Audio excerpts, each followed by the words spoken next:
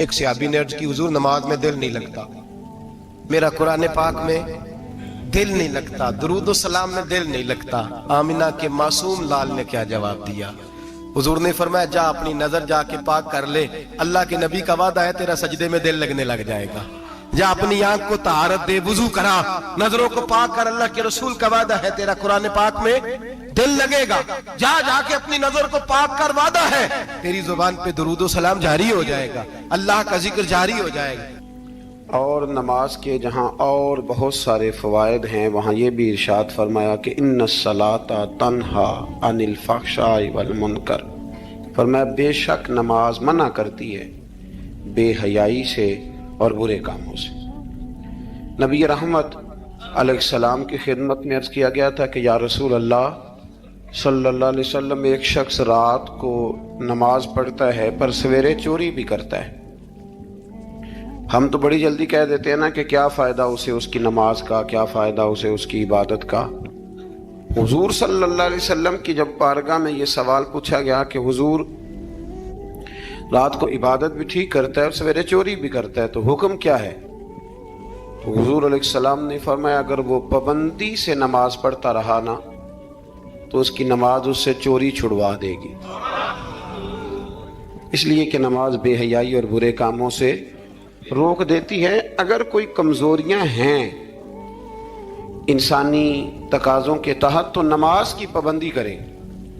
اگر آپ نماز کے پابند ہو گئے نا، کچھ وقت لگے گا تو پھر وہ بھی ساری کمزوریاں اللہ دور فرما دے گا۔ شرط یہ ہے کہ اس کو پابندی کے ساتھ پڑھتے رہیں۔ کچھ دوست کہتے ہیں نماز میں دل نہیں لگتا، تو میں نے کہا نہ بھی لگے تو پھر بھی پڑھے۔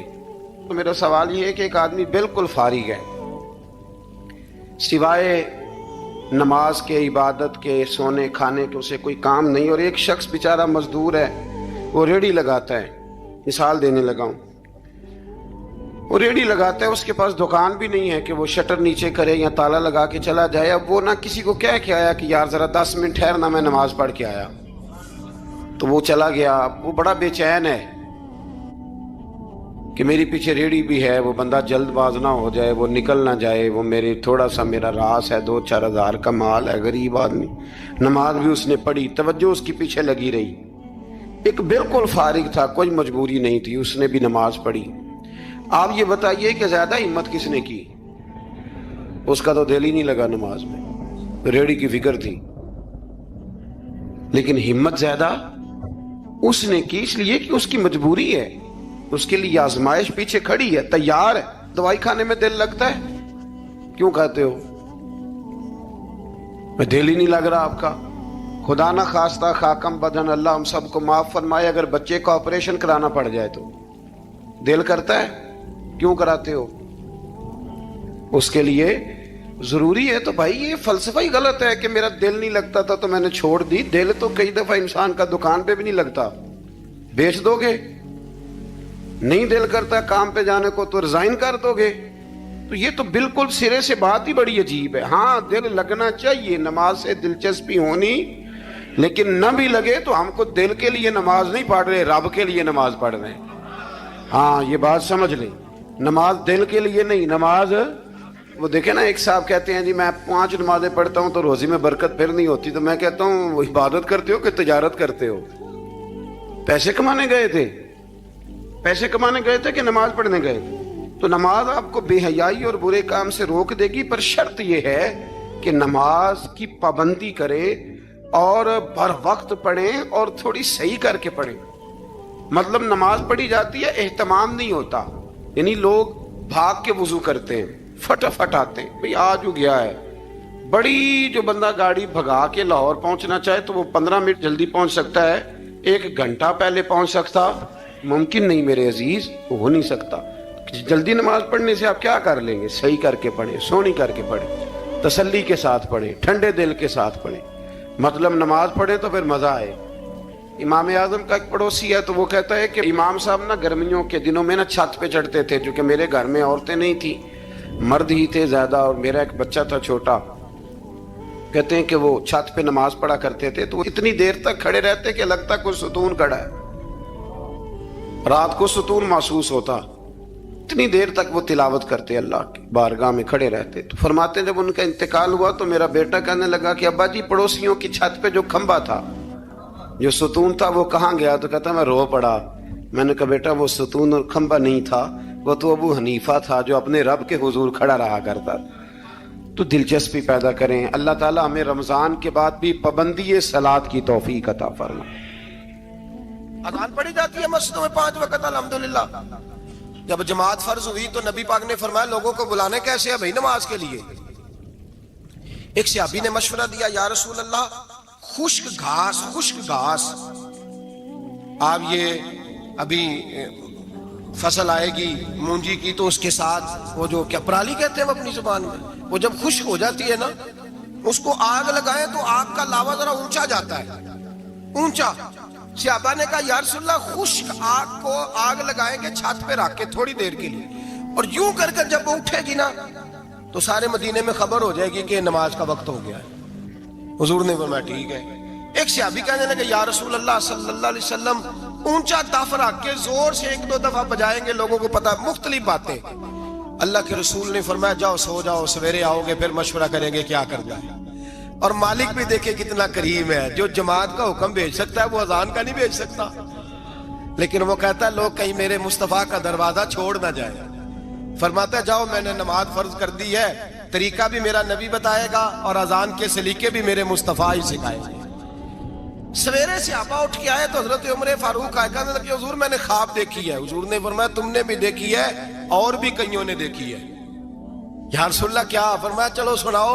एक सहाबी उठे कहने लगे हुजूर मैंने ख्वाब देखी है कि मैं एक बंदा कानों में उंगलियां लेके खड़ा है और काबे की तरफ मुंह करके कह रहा है अल्लाहु अकबर अल्लाहु अकबर अशहदु अल्ला इलाहा इल्लल्लाह अशहदु अन्ना मुहम्मदर रसूलुल्लाह हय्या अलस सलाह हय्या अलल, वो ये कलिमात पुकार रहा है। हुजूर ने फरमाया चल तू भी सुना। कहने लगा हुजूर सुनाना क्या है, ये जो इसने देखा है वही मैंने देखा है।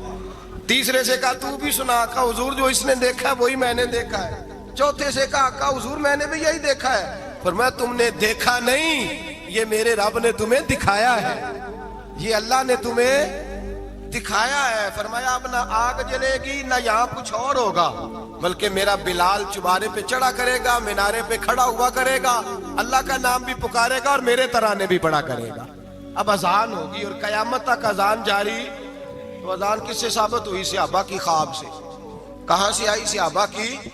तो दीन में अगर ख्वाब कोई अहमियत ही नहीं रखता, इतना बड़ा काम ख्वाब के जरिए हो गया, तो मेरे भाई ख्वाब की हैसियत है, ख्वाब को समझें। मेरे नबी पाक गुलामों की ख्वाब में आते हैं हुजूर जलवे। और एक बात सुन ले, नबी पाक सल्लल्लाहु अलैहि वसल्लम ने फरमाया जिसने ख्वाब में मुझे देखा उसने मुझे ही देखा है। शैतान ख्वाब में भी आके मेरी सूरत नहीं बना सकता, जिसने मुझे देखा उसने मुझे। और नबी पाक फरमाते हैं जिसने मुझे ख्वाब में देखा बड़ी जल्दी ज़ाहिरी तौर पे भी देखेगा। ज़ाहिरी, मेरे आला हज़रत से किसी ने पूछ लिया, कहा हुजूर ज़ाहिरी तौर पे कैसे देखेगा? आपने फरमाया पूछ लो उलमा से। कहा हुजूर आप बताएं। आप फरमाने लगे मुझे तो यूं लगता है जिसने ख्वाब में मुस्तफा को देखा, जब मरने का वक्त आएगा तो सामने रसूलुल्लाह का चेहरा आ जाए। जब इंसान को थोड़ा सा तर्जुमा आता हो ना, उसकी थोड़ी तवज्जो हो, तो उसे नमाज पढ़ने का भी बड़ा ही मजा आता है। नबी करीम अलैहिस्सलाम फरमाते हैं, रब फरमाते हैं ये सूरह फातिहा मेरे और मेरे बंदे के दरमियान आधी आधी है, आधी मेरी है आधी मेरे बंदे की है। जब वो कहता है ना मालिक यौमिद्दीन, तो यहां तक वो मेरी तारीफ करता है। इय्याका नअबुदु व इय्याका नस्तईन तक पहुंचता है तो अब मेरा और उसका आधा आधा काम शुरू हो जाता है। फिर आगे मेरा बंदा जब मुझसे दुआ मांगता है तो ये उसके अल्फाज हैं जो मैं अपने फजल से कबूल फरमाया करता हूँ। तो इरशाद फरमाया तमाम तारीफें अल्लाह के लिए जो तमाम जहानों का पालने वाला है। अर्रहमान अर्रहीम, बड़ा ही मेहरबान है निहायत। ये रहमान मुबालगे का सीगा है, यानी इतना रहम करने वाला कि जितना कोई और रहम न कर सके, इसलिए अल्लाह ही रहमान हो सकता है, बंदा कोई रहमान नहीं हो सकता। बंदे को रहीम कहा जा सकता है, नबी पाक रहीम है लेकिन रहमान नहीं है, इसलिए किसी भी इंसान का नाम रहमान नहीं हो सकता। किसी दुकान पर बाज़ औक़ात लोग नाम रख लेते हैं रहमान बुक डिपो, तो ये दुरुस्त नहीं है। बंदे का नाम रहमान नहीं हो सकता, अब्दुर रहमान। اس لیے کہ یہ لفظ رحمان خدا کے علاوہ کسی اور کے لیے بولنا درست نہیں ہے۔ پھر ارشاد فرمایا مالک یوم الدین، اللہ مالک ہے قیامت کے دن کا۔ تو یا اللہ آج کے دن کا مالک بھی تو ہی ہے۔ آج جو یکم رمضان مبارک ہے تو اس دن کا مالک بھی اللہ ہی ہے۔ تو یہ جو خاص کر کہا مالک یوم الدین، اس کا معنی یہ ہے کہ یہاں کچھ لوگ عارضی طور بھی تو بعض چیزوں کے مالک ہیں نا، یہ زمین میری ہے، یہ گھڑی میری ہے، یہ گھر میرا ہے، یہ بچے میرے ہیں، عارضی طور پر بھی تو لوگ مالک ہیں۔ لیکن قیامت کے دن عارضی طور پر بھی کوئی مالک نہیں ہوگا۔ قیامت میں ساری بادشاہی فقط میرے اللہ کی ہوگی۔ بلکہ رب کریم فرمائے گا کہاں ہیں وہ لوگ جو دنیا میں بادشاہ بنا کرتے تھے، کدھر ہے؟ بڑے بڑے کج کلا جو کہتے تھے کہ ہم اٹھتے ہیں تو لوگ اٹھتے ہیں، بیٹھتے ہیں تو دنیا بیٹھ جاتی، وہ کہاں ہے؟ جب کوئی نہیں بولے گا تو رب فرمائے گا للہ الواحد القہار، آج ایک رب واحد اور قہار کی حکمرانی ہے۔ پھر ارشاد فرمایا ایاک نعبد و ایاک نستعین، بے شک ہم تیری ہی عبادت کرتے ہیں اور تجھی سے مدد چاہتے ہیں۔ عبادت بھی اللہ کی ہے اور مدد بھی، یہ جو بندوں کے ذریعے بعض اوقات مدد ہوتی ہے تو یہ مدد بھی اللہ کی ہے، یہ مدد بھی اللہ کی ہے۔ یہ کسی بندے نے مائک بنایا ہے جس کی مدد سے آپ تک آواز جا رہی ہے، تو اس کو عقل کس نے دی تھی بنانے کی؟ تو پھر مدد کس کی ہوئی؟ اللہ کی۔ تو دنیا میں کوئی بھی جو مدد کرتا ہے وہ اللہ کے ولی کریں، نبی کرے، پیغمبر کریں، تو وہ مدد کس کی ہے؟ اللہ کی، اس لیے کہ وہ ذاتی طور پر کچھ بھی نہیں کر سکتے۔ اگر اللہ انہیں توفیق نہ دے وہ کسی کی مدد نہیں کر سکتے۔ تو ایاک نعبد و ایاک نستعین، ہم تیری ہی عبادت کرتے ہیں، تجھی سے مدد چاہتے ہیں۔ اہدنا الصراط المستقیم، اے اللہ ہمیں سیدھا راستہ دکھا۔ کون سا راستہ سیدھا ہے؟ کون سا راستہ سیدھا ہے؟ تو اللہ نے خود ہی فرمایا ایسے ہی نہ بھٹک جانا، راستہ سیدھا وہ ہے صراط الذین انعمت علیہم، ان لوگوں کا راستہ سیدھا ہے جن پر اللہ نے انعام فرمایا ہے۔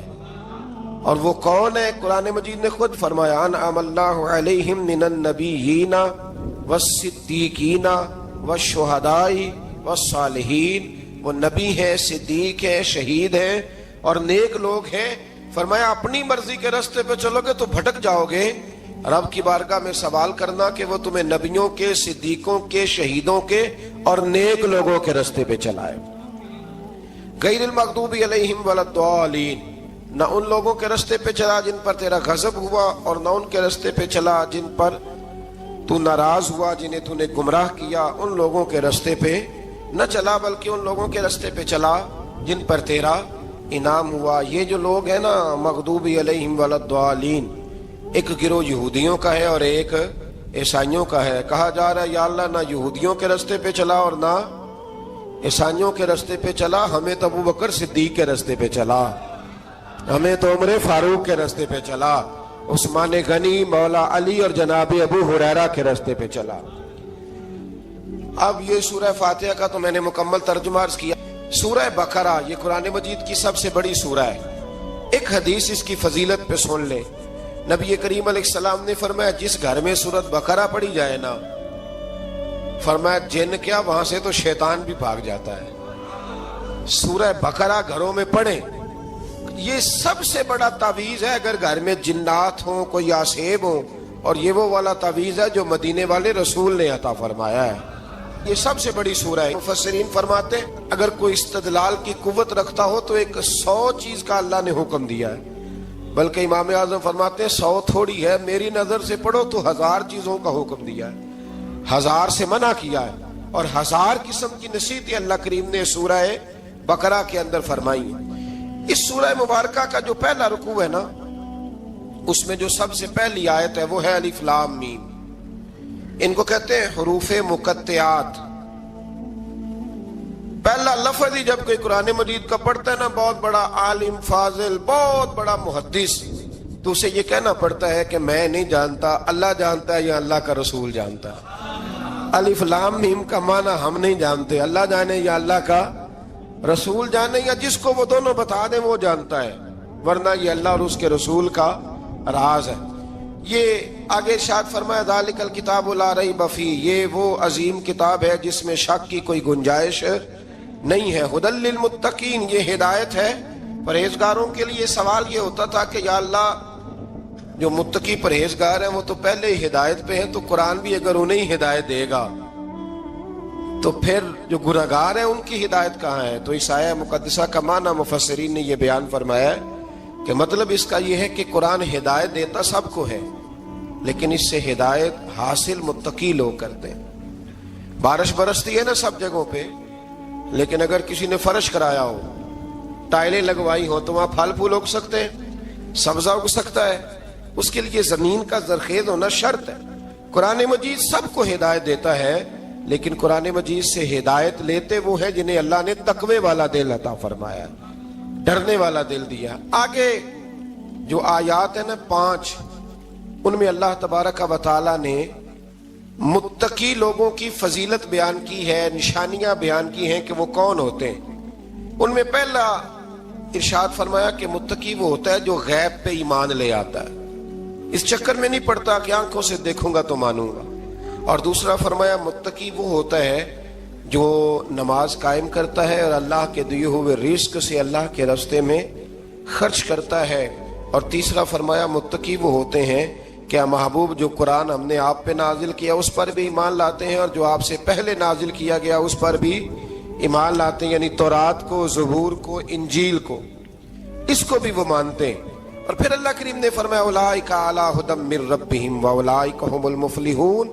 ये जो लोग हैं ना गैब पर ईमान लाने वाले, नमाज पढ़ने वाले, ज़कात देने वाले, पिछली किताबों को भी मानने वाले, नबियों को भी मानने वाले और रसूल पाक पर ईमान लाने वाले, फरमाया ये वो लोग हैं जो अल्लाह की तरफ से हिदायत पर हैं, और ये वो लोग हैं जो दुनिया में भी कामयाब हो जाएंगे और आखिरत में भी कामयाब हो जाएंगे। फिर आगे ना अल्लाह तबारक व तआला ने कुफार का जिक्र फरमाया है 3 आयात के अंदर। मोमिन के बाद दूसरा दर्जा किसका है जिक्र में? काफिर का। पहले बात हुई 5 आयात में मोमिनों की, अब 3 आयात में जिक्र किया गया पक्के काफिरों का। मोमिन वो होता है जुबान से भी अल्लाह और उसके रसूल को माने, उनकी लाई हुई चीजों को माने और दिल से भी तस्लीम करे। और काफिर वो होता है कि जो ना जुबान से मानता है और ना ही दिल से तस्लीम करता है। फिर अल्लाह तबारक व तआला ने 13 आयात के अंदर, 3 आयतों में काफिरों का जिक्र किया और 13 आयात के अंदर फिर मुनाफिकीन का जिक्र फरमाया है। मुनाफिक किसको कहते हैं? मुनाफिक उसको कहते हैं जो जुबान से तो दावे ऊंचे ऊंचे करता है ईमान के, लेकिन उसके दिल में ईमान मौजूद नहीं होता। आप हैरान होंगे, यहीं पे बात को जरा गौर से समझे कि मोमिनों का जिक्र 5 आयात में और कुफार का 3 आयात में, पक्के कुफार का। और मुनाफिकीन के लिए अल्लाह ने अगले ही रुकू में 13 आयात बयान फरमाई। 13। ये खतरनाक गिरोह है मुनाफिकीन का, ये खौफनाक लोग हैं। ये वो छुपी हुई बीमारी है कि जिसको पकड़ना थोड़ा मुश्किल है। कुछ बीमारियों को डॉक्टर कहते हैं ना ये खामोश कातिल है, कत्ल कर देती है पर पता नहीं लगने देती। इसी तरह मुनाफिकीन का टोला है। कुरान मजीद कहता है इन मुनाफिकीन के बारे में वमिनन नासी मन यक़ूलु आमन्ना बिल्लाहि व बिल यौमिल आखिरी व मा हुम बिमुमिनीन। ऐ महबूब कुछ लोग कहते हैं हम अल्लाह और आखिरत पर ईमान लाए, लेकिन वो ईमान लाने वाले नहीं है। तो जब रब कहता है नहीं है, आज किसी को कह दिया जाए ना कि वो बंदा झूठा कलमा पढ़ता है, उसकी बातें नहीं बताती, तो कहते हो आप एक कलमा गो को बुरा कह रहे हैं। तो यहां तो अल्लाह उनके कलमे का भी ऐलान फरमा रहा है और उनके निफाक का भी ऐलान 13 आयात में। और रब फरमाता है युखादिऊन अल्लाह वल्लज़ीना आमनू वमा यख़दऊन इल्ला अनफुसहुम वमा यशउरून। फरमाया वो अल्लाह को धोखा देना चाहते हैं मोमिनों को, हालांकि नहीं धोखा देते मगर अपनी ही जानों को, उन्हें शऊर ही नहीं। अल्लाह तबारक व तआला ने 13 आयात के अंदर मक्का मुकरमा में मुनाफिक कोई नहीं था जब तक हुजूर ने हिजरत नहीं की थी। क्यों? इसलिए कि वहां जो कलमा पढ़ता था उसे मार खानी पड़ती थी। तो किसी को क्या मुसीबत पड़ी थी झूठा कलमा पढ़ के मार खाए। मदीने में जब इस्लामी हुकूमत कायम हो गई ना, तो कुछ लोगों ने इस्लामी हुकूमत से फायदा लेने के लिए झूठे मूठे कलमे पढ़ लिए, अंदर कुफर रखते थे, ऊपर से इजहारे इस्लाम करते थे। तो रब फरमाता है कि इनका ये ईमान काबिल कबूल नहीं है। तो या अल्लाह फिर किसका ईमान काबिल कबूल है? तो अल्लाह करीम ने फरमाया वाइदा कीला लहुम आमिनू कमा आमन अन्नास। جب ان سے کہا جاتا ہے نا اس طرح ایمان لاؤ جس طرح دوسرے لوگ لائے، یعنی ابو بکر صدیق کی طرح ایمان لاؤ، عمر فاروق کی طرح ایمان لاؤ، عثمان غنی کی طرح، مولا علی کی طرح، بلال حبشی کی طرح، تو کیا جواب دیتے ہیں؟ قالوا انؤمن کما آمن السفہاء، کیا اس طرح ایمان لائیں جس طرح یہ بیوقوف ایمان لائے؟ الا انہم هم السفہاء، اللہ فرماتا ہے خبردار بے شک وہی بیوقوف ہے، ولکن لا یعلمون، لیکن انہیں اس کا علم نہیں ہے۔ وہ کہا کرتے تھے کہ یہ تو بیوقوف ہے معاذ اللہ۔ ابو بکر صدیق نے سارا ہی مال دے دیا نبی پاک کو، عمر فاروق نے آدھا دے دیا، مولا علی نے سارا کچھ حضور کے نام کر دیا، عثمان جو کماتے محنت کے ساتھ وہ سارا وہاں جا کے پیش کر دیتے ہیں، تو بیوقوفی ہے۔ آج بھی کچھ لوگ کہتے ہیں کلمہ پڑھنا چاہیے سیدھا سیدھا، یہ کیا بات ہو گئی، کیا بندہ مسیتڑی ہو جائے؟ کاروبار بھی تو کرنا ہے نا، نماز روزہ بھی، تو بیوقوفی ہے۔ اللہ جواب دیتا ہے، فرمایا الا انہم هم السفہاء، خبردار بیوقوف تو تم ہو کہ میرے محبوب کی شریعت کا، دین کا، روحانیت کا سورج چمک رہا اور تم نے فیض ہی کوئی نہیں حاصل کیا۔ تو میرے بھائیوں، صحابہ کا ایمان وہ ایمان ہے، اہل بیت نبوت کا وہ ایمان ہے کہ اللہ کو ایمان بھی وہ والا پسند ہے جو حضور کے غلاموں جیسا ایمان ہو۔ اللہ تبارک و تعالیٰ نے منافقین کا ذکر فرمایا، تو پھر اللہ کریم نے فرمایا یہ تو وہ بیوقوف لوگ ہیں اس آدمی کی طرح جو آگ جب پوری جلا لیتا ہے نا، روشنی پھیل جاتی ہے تو پھر اللہ اس کا نور لے جاتا ہے۔ انہوں نے بھی چلاکیاں کر کے تھوڑا سا ماحول بنایا تھا تو اللہ نے ان کے سارے پردے کھول دیے، ان کے پاس کچھ باقی بچا، ان کے پردے کھول گئے۔ رسول کریم علیہ السلام کی بارگاہ میں نا ایک دن ان منافقین نے شرارت کر دی۔ منافقین نے شرارت کیا کی؟ جب حضور صلی اللہ علیہ وسلم نے فرمایا نا پوچھو جو پوچھنا ہے، تو امام راضی کہتے ہیں یہ پیچھے نمازیں پڑھتے تھے، یہ 313 تھے حضور کے پیچھے۔ اگر مدینے میں رہ کے منافق ہو سکتے ہیں تو باقی ملکوں میں بھی تو ہو ہی سکتے ہیں نا جی۔ حضور کے پیچھے نمازیں پڑھتے تھے، تو ایک دن کہنے لگے جی یہ کہتے ہیں جو مرضی پوچھو تو ہم پیچھے نمازیں پڑھتے ہیں، ہمارا انہیں پتہ نہیں۔ جب یہ اعتراض کیا نا حضور کے علم پر، آپ سمجھ لیں کہ حضور کے علم پر اعتراض کرنا طریقہ کس کا ہے؟ طریقہ کس کا ہے حضور کے علم مبارک پر اعتراض کرنا؟ کہنے لگے پیچھے نمازیں پڑھتے انہیں پتہ ہی نہیں۔ جب یہ کہا تو اللہ کے رسول نے نا، جمعے والا دن تھا، حضور نے فرمایا میرے علم پر اعتراض کرتے ہو؟ 70 بندے نام لے کر اور ولدیتیں لے کر، بلکہ بہت سارے ایسے تھے جنہیں کنفرم ہو گیا کہ ولدیت اصل میں ہے کیا، انہیں طے ہو گیا۔ حضور کے بے ادب کے لیے یہ طے کرنا بھی مشکل ہوتا ہے نا، طے ہو گیا کہ ولدیت ہے کیا۔ 70 بندے نام لے کے حضور نے مسجد نبوی سے نکال دیے، فرمایا یا فلاں بن فلاں قم فاخرج فانک منافق، او فلاں کے بیٹے فلاں کھڑا ہو جا، نکل جا، تو منافق ہے۔ حضور نے 70 بندے نکال دیے۔ اب 70 بندے اکٹھے گلی میں نکلیں تو رش تو پڑ جاتا ہے نا۔ حضرت عمر فاروق لیٹ ہو گئے، جمعے میں آ رہے تھے، ان کو جاتے ہوئے دیکھا تو عمر فاروق فرمانے لگے جمعہ ہو گیا ہے بھئی، 70 بندے نکل آئے باہر، جمعہ ہو گیا ہے۔ تو ایک منافق کہنے لگا تھا کہ نہیں حضور نے نکال دیا، تو عبداللہ بن ابی سلول جو ان کا سربراہ تھا نا، وہ کہنے لگا چپ کر۔ حضرت عمر سے کہنے لگا ہاں جی ہو گیا ہے۔ وہ بھی کہنے لگا تھا نہیں ہوا، ہمیں نکال دیا گیا۔ تو یہ سردار بولا، کہنے لگا ہو گیا ہو گیا۔ حضرت عمر کہنے لگا چلو جمعہ ہو گیا تو جا کے اندر حضور کی زیارت ہی کر لیتا ہوں، لیٹ تو ہو ہی گیا ہوں۔ حضرت عمر اندر چلے گئے تو پیچھے سے وہ منافقین اپنے سردار سے کہنے لگے کہ 2 منٹ میں عمر کو پتہ چل جائے گا کہ تم نے جھوٹ بولا ہے، عمر کو جا کے پتہ چل جائے۔ کہنے لگا بڑے پاگل ہو، میں نے تمہاری جان بچائی ہے، نبی پاک نے تو مسجد سے نکالا ہے نا۔ تو عمر کو پتہ چل جاتا نا ہم منافق ہیں، تو ابو بکر بھی مسجد میں تھے، علی بھی مسجد میں تھے، عثمان بھی مسجد میں تھے، بچانے والا ہی کوئی نہیں تھا۔ عمر نے تلوار لے کے تو دنیا سے ہی نکال دینا تھا، تو میں نے جان بچائی ہے، آپ جائیں گے نا اندر تو حضور ٹھنڈا کر دیں گے، فرمائیں گے چلو میں نے نکال جو دیا ہے۔ تو یہ وہ منافقین کی جماعت ہے۔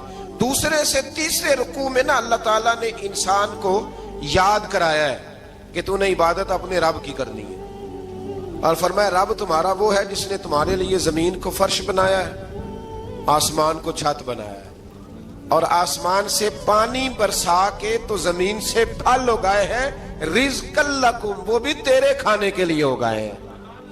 وہ جو آسمان سے بارش برسا کے زمین سے سبز اور پھل اگائے ہیں تو وہ بھی تیرے لیے. جب سارا کچھ تیرے لیے بنایا تو بھی تو عبادت کرنا اپنے رب کی, پھر کسی کو اس کا شریک نہ ٹھہرا. ایک چیلنج بھی کیا قرآن مجید نے اس رکوع کے اندر.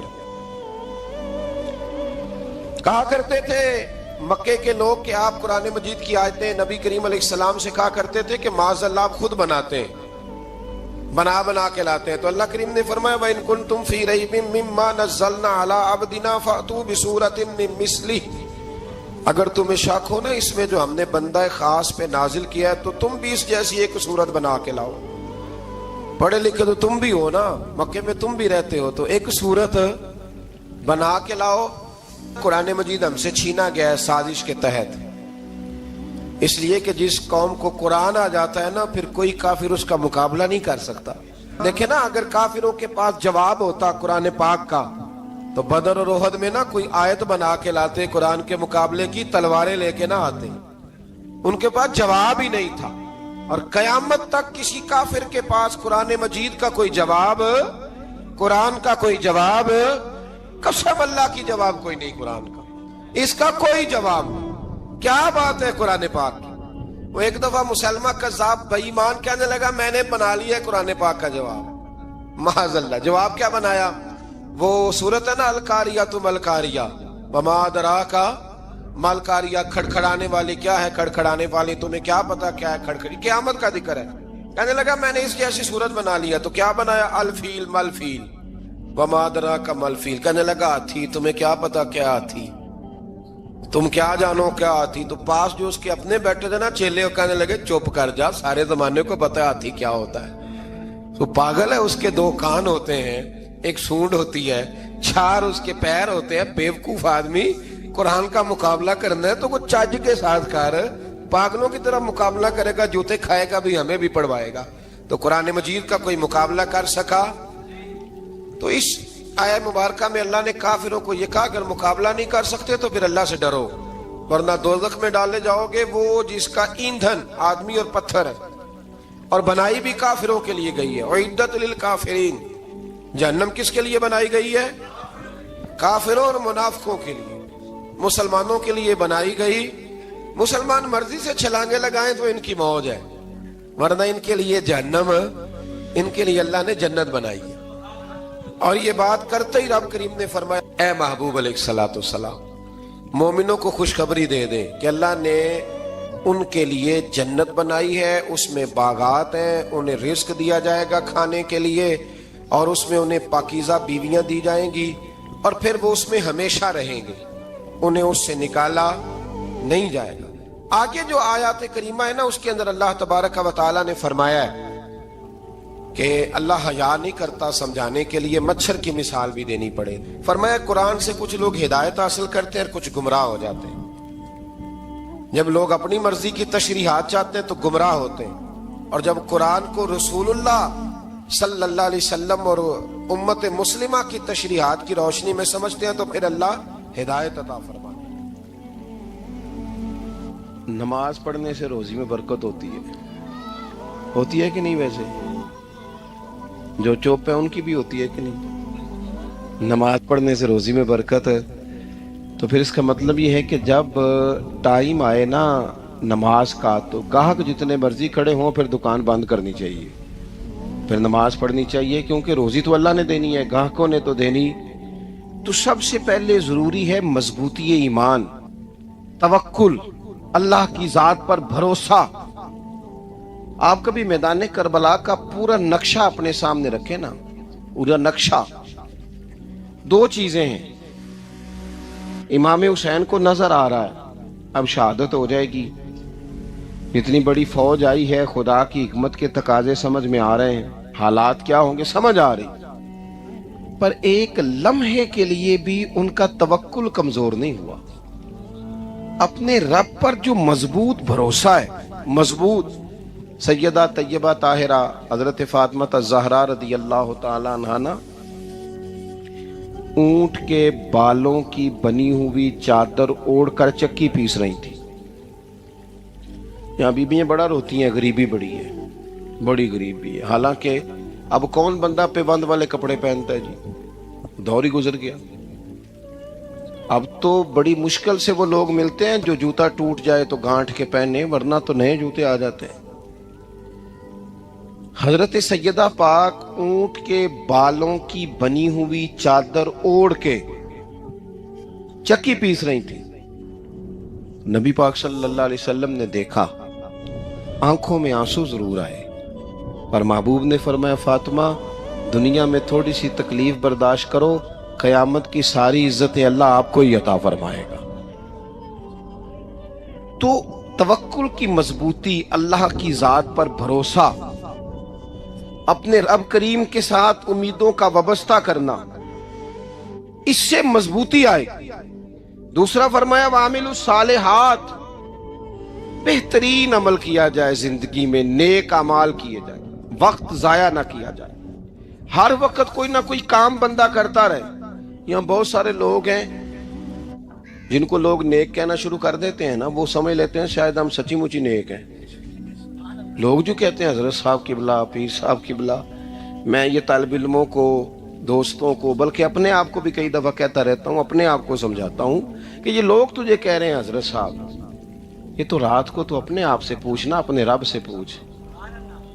کبھی موقع ملے تو اپنی گریبان میں جھانک، غور کر کے تیری کیفیت کیا ہے.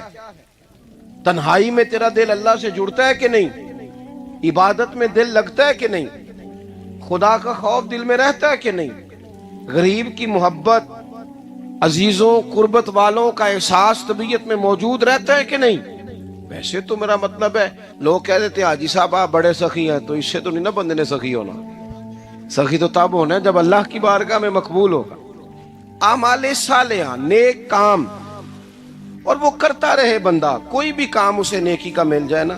دیکھو نبی پاک صلی اللہ تعالی علیہ وسلم نے فرمایا نیکی کو کبھی حقیر نہیں سمجھنا، کبھی حقارت سے نہیں نیکی کرنی کہ یہ بڑی چھوٹی ہے تو میں اس کو کروں. اب فرمایا کبھی حقیر نہ سمجھنا، نیکی کا کام جو بھی ملے کر دینا. فرمایا اگر بھائی سے مسکرا کے ملو گے بھی نا تو اس پر بھی اللہ تمہیں صدقے کا ثواب عطا کرے گا. ہم تو اس دین سے کے ماننے والے ہیں جو کہتا ہے تو گلی سے روڑا اٹھا دے، کانٹا اٹھا دے، کسی کی تکلیف دور کر دے، کسی اس پر گنجائش کر دے، کسی کے لیے آسانی کر دے.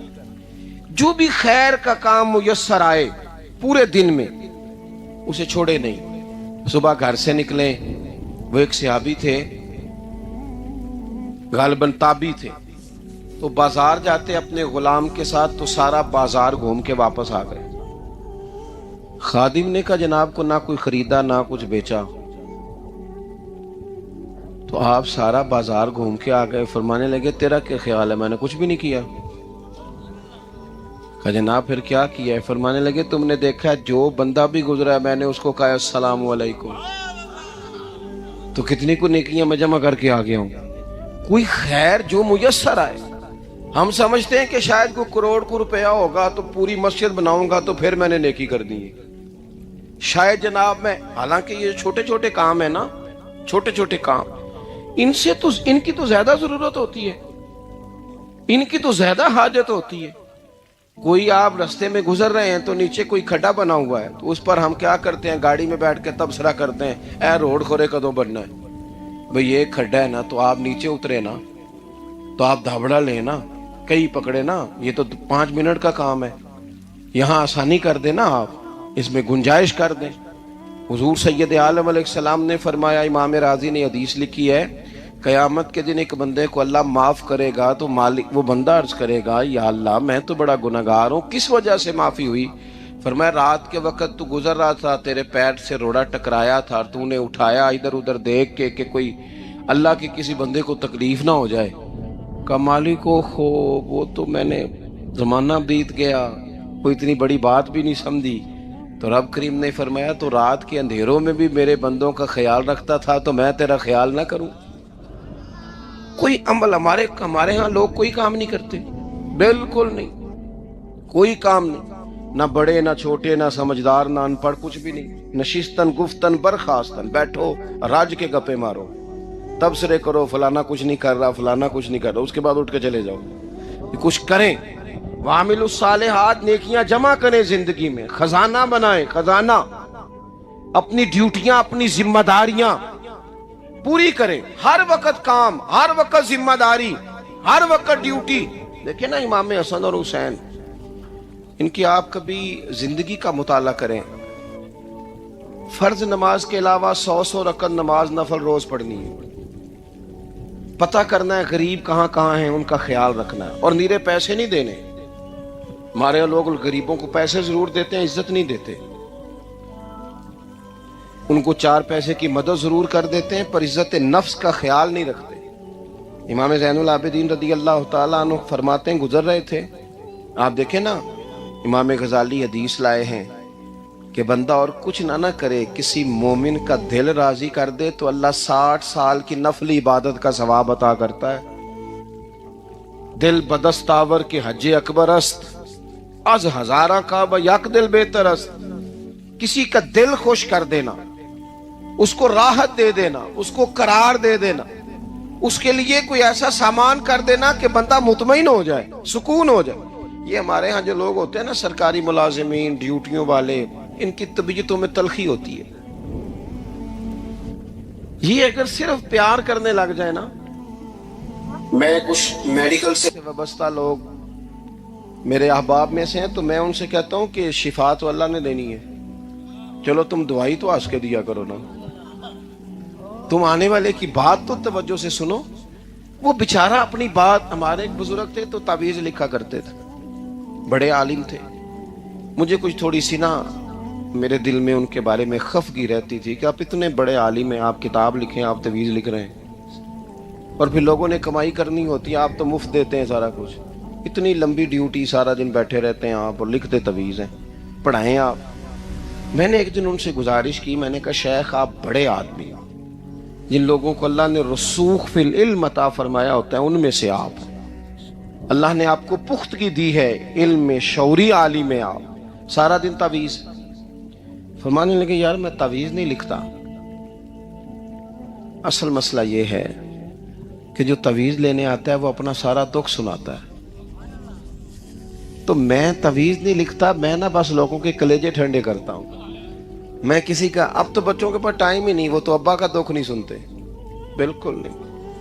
वो तो ढूंढते हैं कोई कोना मिले तो जाके मोबाइल देखें, तो बैठते ही नहीं। अम्मा कह रही होती है कि पुत्र को 10 मिनट मेरे पास भी बैठा कर, लेकिन पुत्र मसरूफ बड़ा है, वीडियो चढ़ानी है उसने, टिकटॉक बनाना है उसने नई तस्वीर चढ़ानी है। हम उलझ गए। ये चीज़ें इंसान को नफसियाती तौर पर कमज़ोर कर देती हैं। जो लोग ज़्यादा ये काम करते हैं उनके हाफ़ज़े कमज़ोर हो जाते हैं, वो उलझ जाते हैं, उन्हें पता नहीं होता रात मैंने क्या कहा था, सुबह मैं क्या कह रहा हूँ। हर वक्त नहीं, ज़रूरत के वक्त, हर टाइम नहीं, मखसूस औकात में। हजरत इमाम ज़ैनुल आबिदीन रदी अल्लाह तआला अन्हु फरमाने लगे, हम गुजर रहे थे, इमाम हुसैन साथ थे, तो रस्ते में ना कुछ गुरबा, गरीब लोग बैठ के खाना खा रहे, कहते हमारी उन पर नजर। आयत नंबर 46 में अहले किताब से बहस और मुबाहसा और मुजादला के आदाब और उसलूबे तबलीग के शाइस्ता और पसंदीदा होने का बयान किया गया। जब आप तबलीग करें तो आपके जुमले बड़े शुस्ता होने चाहिए, साफ सुथरी बात आप करें। कुरान मजीद ने कहा ना, उदउ इला सबील रब्बिका बिल हिकमा वल मौइज़तिल हसना, लोगों को अल्लाह की तरफ बुलाओ तो खूबसूरत नसीहत के साथ, हिकमत के साथ और अच्छे अंदाज में। अब तो अल्लाह ताला माफ करे, कभी कभी सोच में पड़ जाते हैं कि ये मतलब क्या हो रहा है। यानी अब मौलवी के नाम के नीचे लिखा है फनी मौलवी, ये मौलवी के नाम के नीचे लिखा है, और उसको देखने वालों की तादाद लाखों में होती है, कहते हैं ये मौलवी फनी है। भाई आप थोड़ा समझें, मस्जिद में तो जो आदमी ज्यादा हंसता है उसकी कब्र में अंधेरा होता है। आप ये क्या कर रहे हैं? हाँ, कोई बात ऐसी आ जाती थी तो अल्लाह के नबी भी मस्जिद में मुस्कुराते थे, हुजूर भी मुस्कुराते थे, सहाबा भी मुस्कुराते थे। और सहाबा कहते हैं हुजूर जब मुस्कुराते थे तो दांतों से नूर निकलता था, मस्जिद नबी की दीवारें भी चमक उठती थी। लेकिन ये मतलब मौलवी को इसलिए बुलाना कि वो लतीफे सुनाएगा, वो तंज़ो मिजाज की बात करेगा। तो आपने क्या फर्क रखा मस्जिद में, अल्लाह के घर में और दीगर जगहों पे? आप जरा समझिए इस बात। کہ وہی بات جو قرآن نے کہی کہ لوگوں نے دین کو کھیل تماشا بنا لیا ہے، معاذ اللہ، لوگوں نے کھیل تماشا سمجھ لیا ہے، کس طرف مطلب قوم لگ گئی ہے، اور بڑا بڑا عروج ہے اور بڑی بڑی باتیں ہیں، بیچ میں ہے کیا کہ لطیفے سنائے جا رہے ہیں اور داستان سرائی ہو رہی ہے اور کہانیاں ہو رہی ہیں، اور قوم ہے کہ وہ اس پر لگی ہوئی، اچھی نصیحت، خوبصورت جملے۔ میرے رسول کریم علیہ السلام کے غلام کہتے ہیں حضور جنت کا ذکر کرتے تھے تو یوں لگتا تھا ہم جنت کی سیر کر رہے ہیں، حضور دوزخ کی بات کرتے تو ہمارے خوف سے رونگٹے کھڑے ہو جاتے، اور حضور قیامت کا ذکر کرتے تو یوں لگتا کہ نکل کے باہر جائیں گے تو قیامت آ جائے گی۔ یہ انداز تھا حضور کا بات کرنے کی، تو لہذا بڑی شستہ، بڑی صاف ستھری اور بڑی میٹھی اور بڑی ٹھنڈی بات کریں۔ دین کی بات جب آپ کریں تو پھر اس میں حسن چھلکے۔ عام آدمی اور دیندار آدمی کے لب و لہجے میں فرق ہونا چاہیے، اسے سمجھنا چاہیے۔ اللہ توفیق عطا فرمائے۔ رسول اللہ صلی اللہ علیہ وسلم کی صفات میں سے ایک صفت نبی امی ہونا بھی ہے۔ امی کا معنی اعلیٰ حضرت نے فرمایا بے پڑھا ہوا، جس نے دنیا میں کسی سے پڑھا نہ ہو، یعنی آپ نے رسمی طور پر لکھنا پڑھنا نہیں سیکھا۔ اس میں بھی اللہ تعالیٰ کی بے پناہ حکمت ہے کہ حضور نے دنیا میں آ کے پڑھنا لکھنا نہیں سیکھا۔ آیت نمبر 48 میں فرمایا کہ آپ نزول قرآن سے پہلے کوئی کتاب نہیں پڑھتے تھے۔ یہ بڑی انوکھی بات کا ذرا سمجھیے، یہ بھی میرے نبی کی شان ہے۔ حضور نے قرآن کے نازل ہونے سے پہلے رب فرماتا ہے کوئی کتاب پڑھی ہی نہیں، کوئی کتاب حضور نے پڑھی نہیں، لیکن حضور تورات کی باتیں بھی بتاتے تھے، انجیل اور زبور کی باتیں بھی بتاتے تھے، وہ نہیں پڑھا حضور نے، اور نہ ہی نبی پاک علیہ السلام دائیں ہاتھ سے لکھتے تھے، لیکن حضور کا لکھنا بہرحال ثابت ہے۔ بعد میں نبی پاک کا بطور معجزہ لکھنا ثابت ہے، احادیث مبارکہ سے ثابت ہے، لیکن حضور علیہ السلام نے نہ کوئی کتاب پڑھی، نہ دنیا میں حضور کسی کے شاگرد ہوئے۔ الرحمن علم القرآن، رحمان فرماتا ہے میں نے خود انہیں قرآن سکھایا ہے۔ حضور نے اپنے رب سے سیکھا، ڈائریکٹ اللہ کے شاگرد ہیں میرے نبی کریم۔ اور یا اللہ کیا سکھایا، کیا سیکھا؟ تو فرمایا وَعَلَّمَكَ مَا لَمْ تَكُنْ تَعْلَمْ، محبوب جو نہیں جانتے تھے رب نے سارا ہی سکھا دیا ہے۔ لوگ پوچھتے ہیں آپ کے استاد کا نام کیا ہے؟ دیکھ جتنا بڑا استاد ہو شاگرد کا علم بھی اتنا بڑا ہوتا ہے، تو نبی پاک نے اللہ سے سیکھا ہے۔ اب آپ اندازہ کر لیں کہ اللہ نے کیا کیا علم میرے رسول کو سکھایا ہے۔ تو نبی امی کا معنی ہے بے پڑھا ہوا۔ آیت نمبر 50 سے کفار کے معجزے کی فرمائش کے جواب میں فرمایا کہ قرآن مجید سے بڑھ کر معجزہ اور کیا ہو سکتا ہے، اس کے علاوہ کیا معجزہ مانگتے ہو، یہ بہت بڑا معجزہ ہے۔ عذاب کے مطالبے پہ فرمایا کہ اس کا ایک وقت مقرر ہے، وہ وقت پہ آئے گا، کسی کے کہنے پر نہیں آئے گا۔ آیت نمبر 56 میں مومن بندوں کو فرمایا جا رہا ہے کہ جس سرزمین پر اللہ تبارک و تعالیٰ کی رضا کے مطابق زندگی گزارنا مشکل ہو تو اللہ تعالیٰ کی عبادت کی خاطر وہاں سے ایسی سرزمین کی طرف ہجرت کر جاؤ جہاں تم بے خوف و خطر اپنے رب کی بندگی کر سکو۔ ہجرت کرنے کا حکم دے دیا اگر کہیں کھل کے عبادت کرنے کا موقع میسر نہ ہو۔ میرا خیال ہے کہ دنیا میں شاید ہی کوئی ایسا خطہ ہو جہاں کھل کر عبادت کرنے کا موقع میسر۔ میں نے برطانیہ میں ایک مدینہ مسجد دیکھی، بہت بڑی وسیع مسجد، میں نے ایک جمعہ وہاں پڑھایا، تو جمعے کے بعد ہم نمازیوں کے بیچ بیٹھے، میں نے کہا ہم نے بڑی شاندار مسجد بنائی، تو وہ کہنے لگے کہ یہاں کی حکومت نے ہمارے ساتھ تعاون کیا۔ آپ حیران ہوں گے میری بات سن کے۔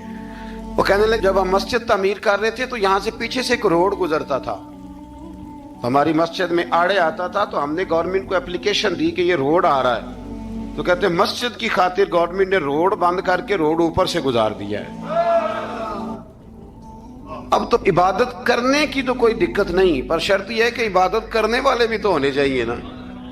عبادت کرنے کی کوئی پریشانی اور نہ بھی ہو، اللہ کے محبوب کے لیے اللہ نے ساری زمین کو مسجد بنا دیا ہے۔ حضور فرماتے ہیں میرے قدموں کی برکت سے ساری زمین مسجد بن گئی، جہاں سجدہ کرو گے رب قبول کر لے گا، پر شرط یہ ہے کہ بندہ سجدہ کرے۔ فرمایا اور کتنے ہی جانور ہیں جو اپنا رزق اٹھائے نہیں پھرتے، ان کو اللہ رزق دیتا ہے، اور تم کو بھی، یعنی انسان کتنی ہی منصوبہ بندی کیوں نہ کرے، اسباب کا اختیار کرنا بجا ہے، لیکن رازق حقیقی طور پر صرف اللہ تعالیٰ ہی ہے۔ जानवरों को कभी देखे आपने कि उन्होंने गठड़ियां बांध के अपना रिस्क बांधा हो? तो अल्लाह फरमाते हैं जिनका कोई सबब नहीं, जब मैं उन्हें देता हूं तो तुम्हें क्यों नहीं दूंगा? रिस्क देने वाला अल्लाह है। फिर आगे जाके आज नंबर 64 में फरमाया कि दुनियावी जिंदगी के खेल और तमाशा होने और उखरवी जिंदगी में असल जिंदगी ही तुम्हारे लिए वो है जो आखिरत की जिंदगी है। दुनियावी जिंदगी तो सिर्फ खेल और तमाशा है, खेल है। मतलब जब कोई दुनिया से चला जाता है तो फिर लोग क्या कहते हैं? कोई क्या कर सकता है? कर सकता है कुछ? ये तो एक खेल और तमाशा सा है। मतलब मैंने बच्चे पाले तो फिर बाद में मेरे बच्चों ने बच्चे पालने शुरू कर दिए, फिर उनके बच्चों ने बच्चे, और बहुत बड़ा लफ्ज है जनाब ये हमारे पास, बच्चों के लिए कर रहा हूं जी। और अब्बा जी की उम्र 85 साल हो जाती है तो बच्चे कहते हैं अब्बा एक दुकान ही दे दे। कहते तो नहीं देनी, उन्हें ਤੁਹਾਡੇ ਲਈ कमाया सारी उम्र। तो मैं कहता हूँ ये जो बच्चों का बहाना है ना, ये बहाना है। बैंक बैलेंस अपने नाम का, मकान अपने नाम, गाड़ी, और रोज कहता क्या है? और भाई मैं ये कह रहा हूं कि ये बहाना है, बच्चों के लिए है, बिल्कुल ठीक है, लेकिन बच्चों के काम तो आएगा ना हमारे जाने के बाद। आज तो मालिक और वारिस हम ही है ना, इसलिए थोड़ा निकलें इस खेल तमाशे से, उस आखिरत की भी फिक्र करें। इमाम ज़ैनुल आबिदीन घर में नमाज पढ़ रहे थे तो आग लग गई, लोग बुझाते रहे, इमाम साहब नमाज पढ़ते रहे। नमाज के बाद लोगों ने कहा हुजूर हम आग बुझा रहे थे, आपने तवज्जो ही नहीं की। फरमाया तुम दुनिया की बुझा रहे थे, मैं कयामत की बुझा रहा था, मैं दोज़ख की आग बुझा रहा था। उधर भी थोड़ी तवज्जो करें।